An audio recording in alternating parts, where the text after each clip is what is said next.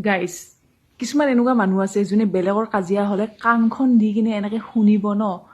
কোনে কাক গালি পাৰিছে কোনে কাক মাৰিব কোনে কাক মাৰি আছে মানে একদম চকুৰেও চাব কাণেৰেও শুনিব একদম মানে চব কাম বাদ দি দিব মানে কিবা যদি খানা বনাই আছিলে কিবা যদি কৰি আছিলে